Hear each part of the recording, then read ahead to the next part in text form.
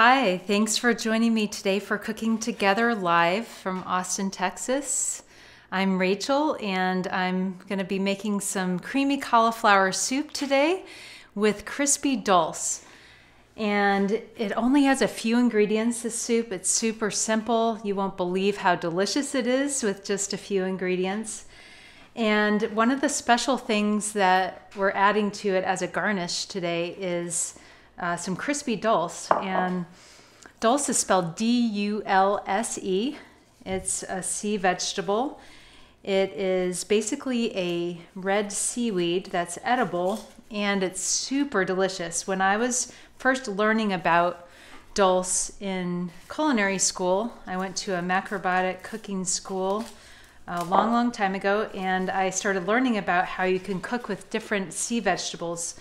And dulse was my favorite one. Right at the start, I knew that I loved dulse. The other ones took a little bit more time for me to warm up to, but now I love them all. But we'll talk about this more as we're cooking it later on. I'm just kind of separating it into individual leaves so that it's easier to toast. But it's a red algae, red seaweed that's edible and super delicious from the North Atlantic. So we're gonna work with that a little bit later. And then for the soup, you're gonna need an onion. I just have a half of a small to medium onion here. You don't need too much. 2 or 3 cloves of garlic and some cauliflower. I have a very large cauliflower. I've already used some of it. I'll probably use another maybe half to 3/4 of this particular cauliflower. And then I've got some sea salt, some parsley in case we want to add that for garnish as well. And then I have some vegetable broth that I just made this morning. It's just got some onion, carrot, celery, and winter squash in it, and a little bit of leek tops. And if you don't have veggie stock, you can use water or chicken broth. Doesn't have to be anything fancy. Okay, so let's get started with dicing the onion. You can either slice this or dice it. It really doesn't matter. And then you should also be preheating your soup pot. So I had this going right before we started, so it's pretty warm. I don't like to start cooking with a cold pan because it tends to take a long time to warm up, and you can kind of forget about it if you're doing other things. If you put the oil in, it'll start to burn. So I like to preheat it so that when I add the oil, then it's immediately ready to add my other ingredients to it. So another ingredient I forgot to tell you about is olive oil. You could also use an untoasted sesame oil if you prefer that, or even a coconut oil, but I tend to use olive oil the most. We're not going to cook this at super high heat, so olive oil is fine. So that's maybe about a little under a cup of onion. The amounts aren't critical in this recipe because we're going to really go by feel. And another reason why I like this recipe and I like to show it to you today is you can use this technique of making the creamy vegetable soup and substitute any number of vegetables and make a totally different soup with the same technique. So I just added a generous pinch of salt to the onions so they would start to sweat. And I'm going to saute these so they get nice and flavorful. And we're going to kind of layer all of our different flavors in the pot, cooking them as we go. If I were to put everything in the pot at one time, I don't think that the onions would really get fully cooked and have the most flavor. Let's see, I think that's going to be enough since these are big cloves of garlic. I'm just going to use 2 large cloves.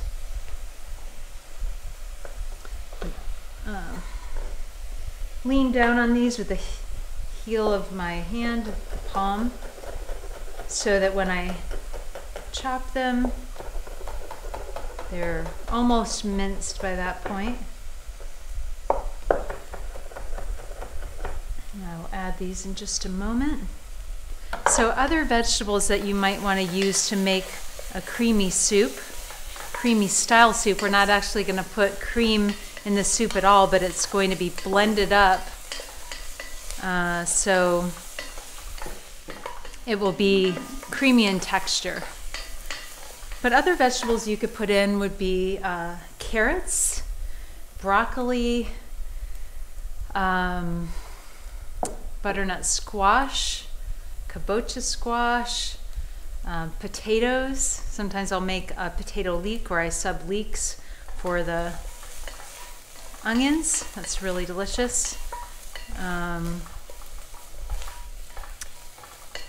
Let me see, sweet potato is really good for a creamy soup. So you can probably think of a bunch more that I didn't even mention, but you could start the same way for all of those soups, sauteing some onion. Sometimes I do not use garlic. I just decided to today, but a lot of times I don't add garlic. For carrot soup, I usually add some fresh ginger right about now instead of garlic. I like ginger and carrot together. For sweet potato soup, I also like to add ginger and some coconut milk. That goes really, really well together. Let's see, for broccoli soup, I like to add onion and rosemary. So I'd add the rosemary at the same time that I added the garlic just now. And I have a lot of these recipes that I've been talking about on my website, cookloveheal.com/recipes.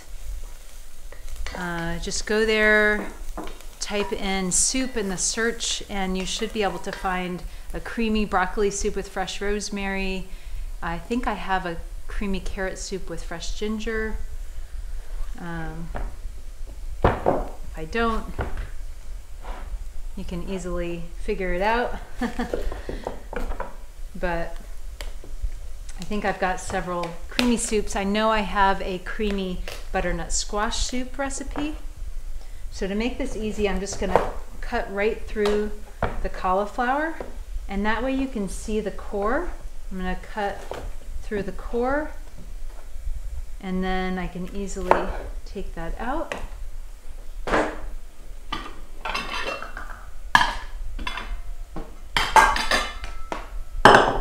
I make sure I don't overcook these onions, so I'm just going to turn those off while I quickly chop this.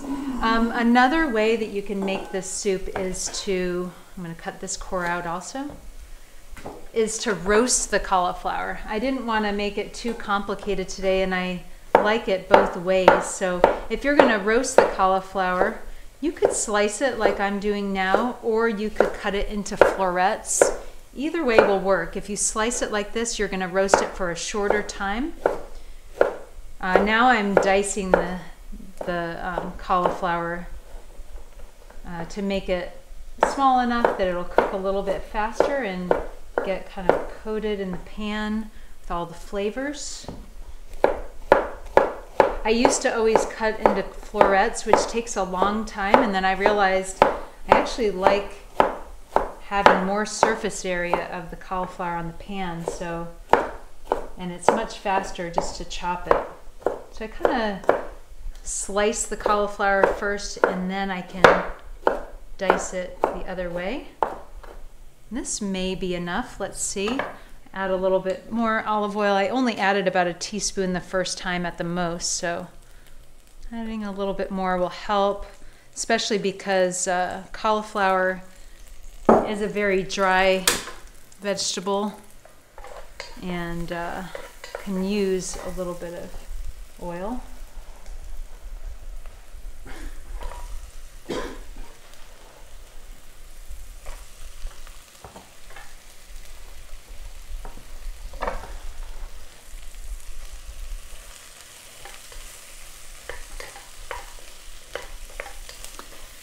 So next week, during our Wednesday live cooking time I don't know what time the inauguration is scheduled. I'm going to have to look that up, but it's possible we'll have to change the time or postpone our Wednesday live next week.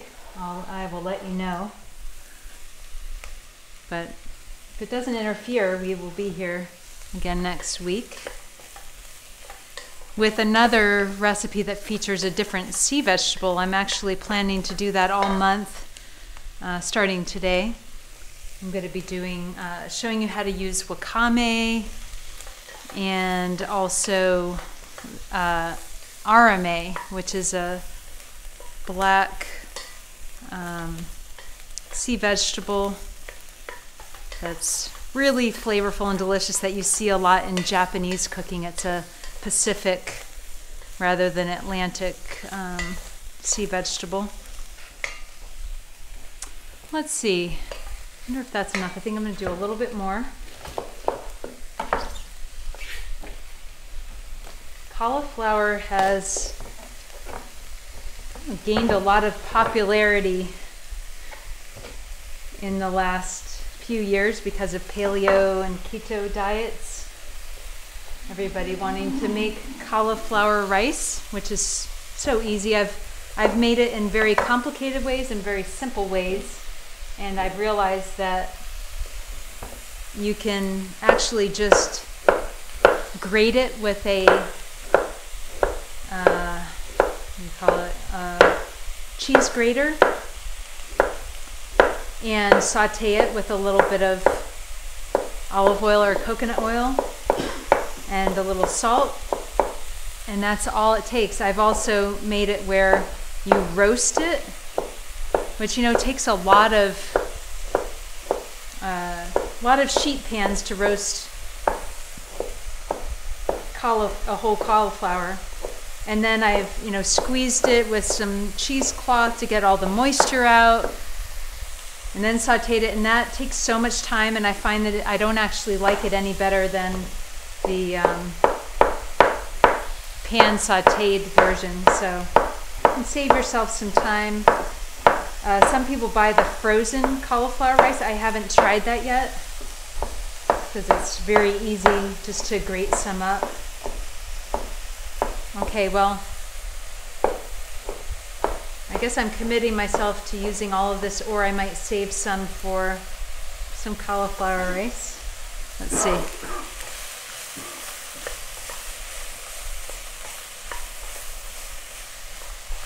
I think that is about enough. I want to have enough space in my pot so that I can just cover the cauliflower with my vegetable broth.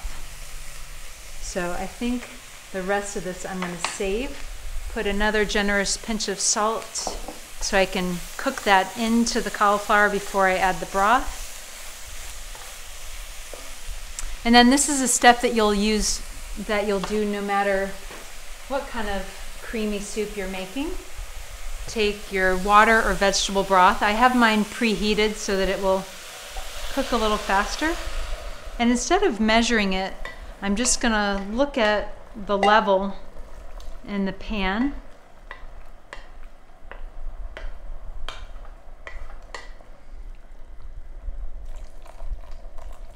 And go just above the level of the cauliflower. I can always add a little bit more broth as I'm pureeing it in the blender. And then I'll put the lid on, bring it up to a boil, and then turn it down to low. And I'm actually going to put this on the back burner and return with another pan to prepare the dulse, the crispy dulse garnish.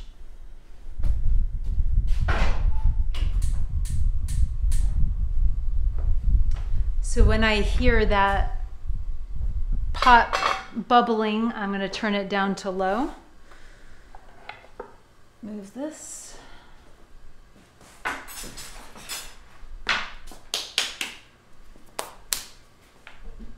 Okay. Now I want to show you how to pan fry dulse. Okay, if I move this over a little. Yeah. Good. Cauliflower can be a little messy when you're cutting it like that. Okay, when you take Dulse out of the package, this is the kind that I have. I think it's from Whole Foods. I've been having trouble finding the brands that I usually buy at the store. I heard that since the pandemic hit, Wheatsville hasn't been carrying the Ironbound Island brand that I really like. I think they've been selling out of Dulse. Oh,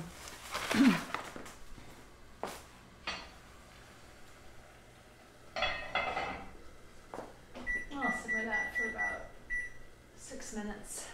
Okay, so Dulse is, sea vegetables are kind of like what you would describe as a superfood because they have so many minerals. They're pretty much the food that's highest in minerals, and they are very alkaline supportive in the body. And so if you consider acidity and alkalinity, alkalinity is going to support your body to basically prevent and get rid of inflammation and help support normal body functions, your hormone regulation, and all kinds of necessary things that happen in your body. We need minerals for that.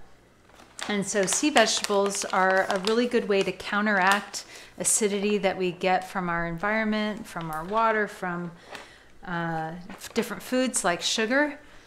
And so we can, eliminate what we can from our diet as far as sugars and dairy and acidic foods like tomatoes and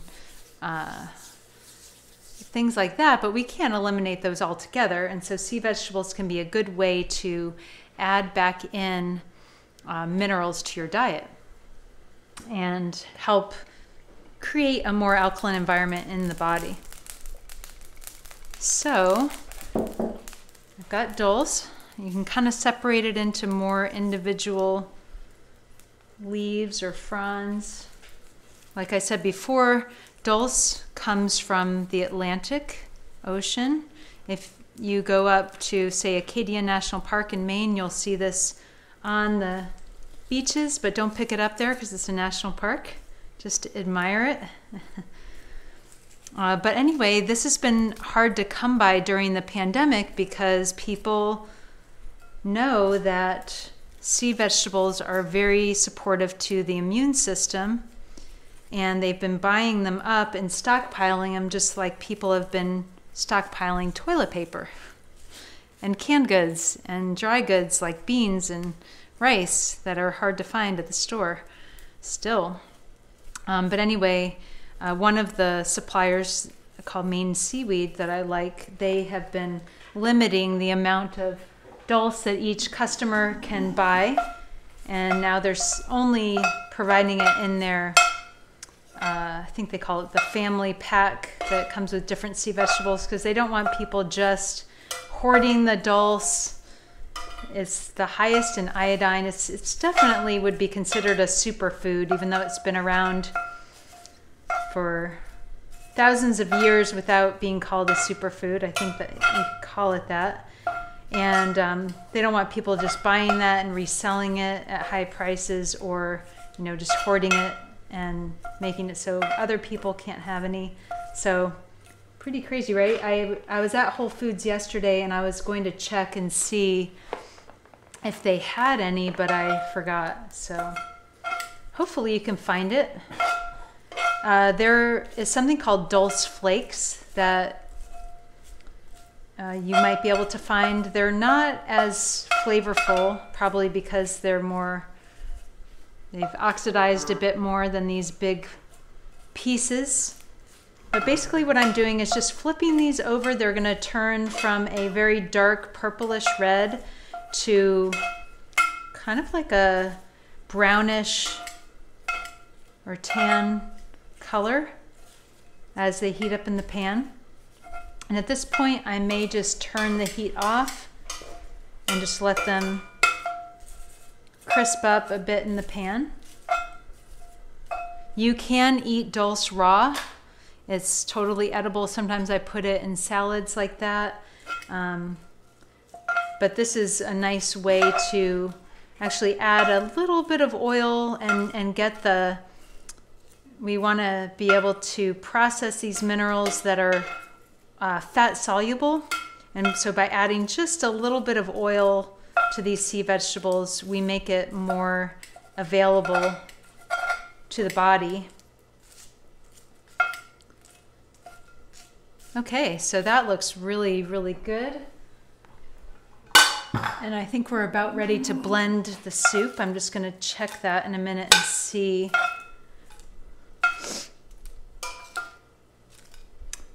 So now I could probably show you a before and after picture of the dulse.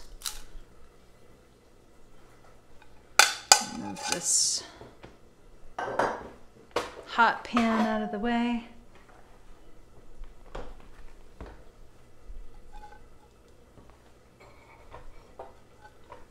Okay, so before it was toasted, it was a nice, beautiful purplish red, and now it is more brown and it's very crispy.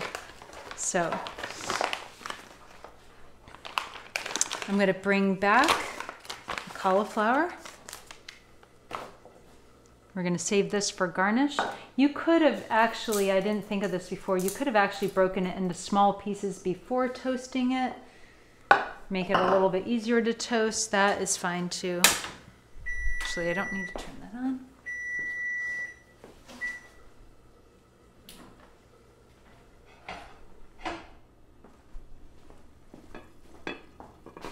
Sometimes with this type of soup, I will also steam some chunks of sweet vegetables like carrots, sweet potato, rutabaga, or parsnip, or a combination. I'll steam those chunks or slices like rounds on the stove and then add those into the soup after the cauliflower soup has been pureed. So you have the pureed cauliflower soup along with the chunks of sweet vegetable in there. So you could even do that with some of your leftover cauliflower soup if you want. Okay, so I think this is ready.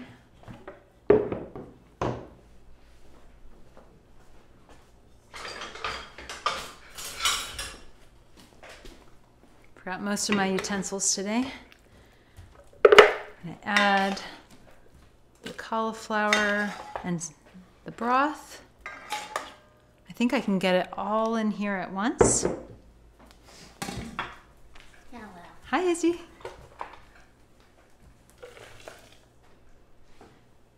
We've been making dulse down here. Can you smell it? Yeah. And it was one of Izzy's favorites. You wanna, yeah, you're gonna taste test it for us. Yeah.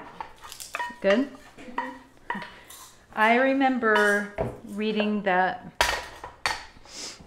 dulse, pan-fried dulse like this is served as a bar snack in Iceland. And that made me want to go there. Thought, wow, that's way better than pretzels or potato chips. A little video of our snowman while you're doing that. Okay. Tell them what it is. Okay. So while I'm blending this, we're going to turn the volume down and give you some pictures of our snow day on Sunday when we built a snowman. Hold him back so he can see.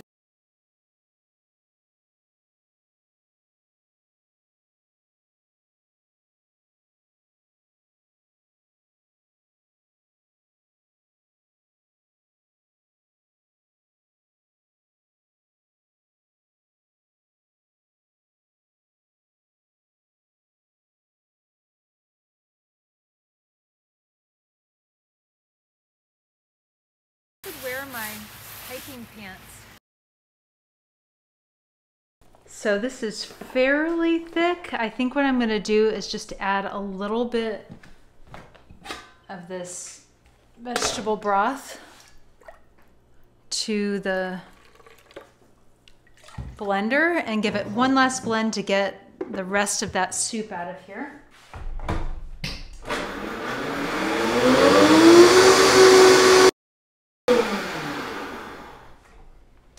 That way I'm not going to waste what's left in the blender. Try to get most of that out. And now I can just stir it together. Looks really beautiful. And I want to give this a try to see if it has enough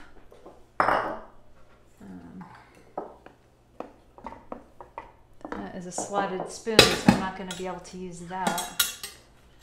I'm going to see if it has enough salt. And I can also tell you about another variation I've done with this. I've made this cauliflower soup just with the cauliflower water and salt, which sounds really plain, but then add a little bit of ume vinegar to it, maybe a teaspoon of ume vinegar, and it almost tastes like cauliflower lemon soup. It's amazing.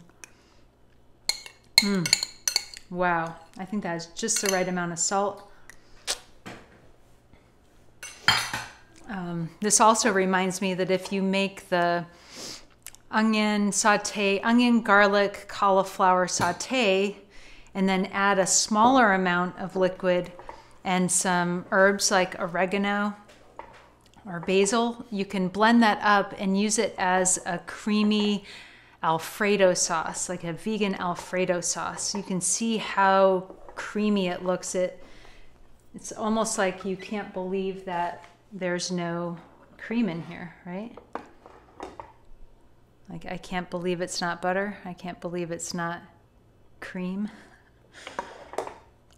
Okay, so let's serve some of this up. Looks so beautiful. It's got a really velvety texture when you blend it this way, and I'm just gonna reiterate this because it's something that people miss a lot.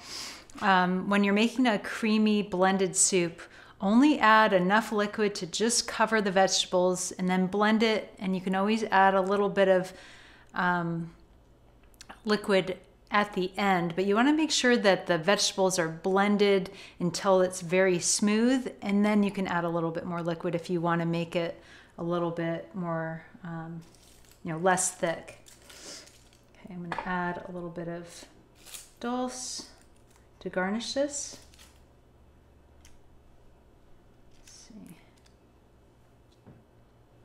And finally, I think I'll add a little bit of parsley. Maybe you want to break up the leaves a little bit.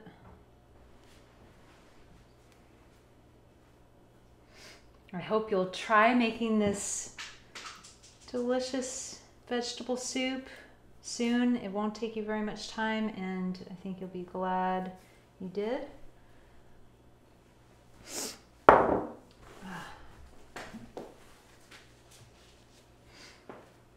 So, bon appetit.